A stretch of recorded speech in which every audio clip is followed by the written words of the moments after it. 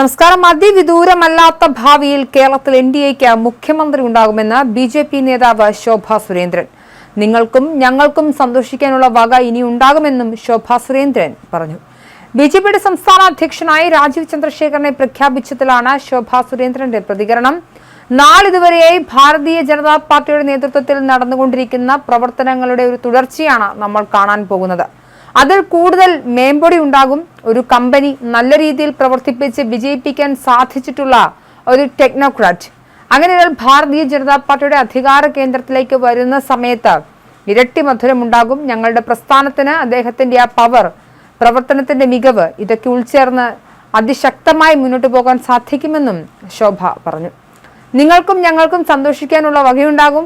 Bharatiya Janata party നേതൃത്വം നൽകുന്ന എൻഡിഎയുടെ മുഖ്യമന്ത്രി അതിവിദൂരമല്ലാത്ത ഭാവിയിൽ കേരളത്തിലുണ്ടാകും. പ്രസിഡന്റ് ആരെന്ന് നോക്കിയിട്ടല്ല, ഇത് ഒറ്റക്കെട്ടായുള്ള പ്രവർത്തനമാണെന്നും ശോഭാ സുരേന്ദ്രൻ കൂട്ടിച്ചേർത്തു.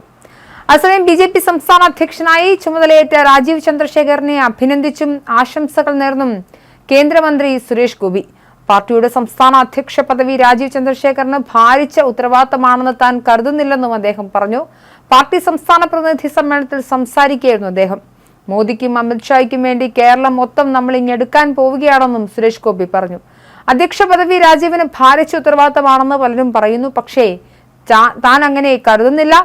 രാജീവ് ചന്ദ്രശേഖരന്റെ മികവ് തനിക്ക് നന്നായി അറിയാം. വളരെ നിഷ്പ്രയാസം അദ്ദേഹത്തിന് സാധിച്ചെടുക്കാവുന്ന ഉദ്യമം മാത്രമാണിത്. പല ഘട്ടങ്ങളിലും അത് നമ്മൾ കണ്ടതാണെന്നും സുരേഷ് ഗോപി ചൂണ്ടിക്കാട്ടി. ഈ അടുത്തൊരു സംസ്ഥാന സമ്മേളനത്തിൽ ബിജെപിയെ കുറിച്ചൊരു വിലയിരുത്തൽ നടന്നതായും കെ സുരേന്ദ്രൻ സൂചിപ്പിച്ചു. സൈദ്ധാന്തിക വ്യതിയാനം സംഭവിക്കാൻ പോകുന്നു എന്ന് ഭയപ്പാടോടെ അവർ വിലയിരുത്തൽ നടത്തി. രാജീവ് ചന്ദ്രശേഖറിന് സുരേന്ദ്രൻ ബാറ്റൻ കൈമാറിയ നിമിഷം സൈദ്ധാന്തിക വിപ്ലവത്തിലേക്ക് വളർന്നു. ഇത് അവർ മനസ്സിലാക്കി പ്രവർത്തനം നടത്തിയാൽ മാത്രമേ നമുക്ക് വെല്ലുവിളിയുള്ളൂ എന്നും സുരേഷ് ഗോപി പറഞ്ഞു. രാജീവ് ചന്ദ്രശേഖറിന് പൂർണ്ണ പിന്തുണയും സുരേഷ് ഗോപി പ്രഖ്യാപിച്ചു. മുൻ അധ്യക്ഷന്മാർ കൂടുതൽ കരുത്തു പകർന്നാണ് പാർട്ടി ഇവിടം വരെ എത്തിയത്. അതുക്കും മേലെ എന്ന് പറയുന്ന കാഴ്ചയാണ് ഇനി കാണാൻ പോകുന്നത്. നമുക്ക് പല പ്രദേശങ്ങളും കേരളത്തിൽ എടുക്കാനുണ്ടെന്നും സുരേഷ് ഗോപി വ്യക്തമാക്കി.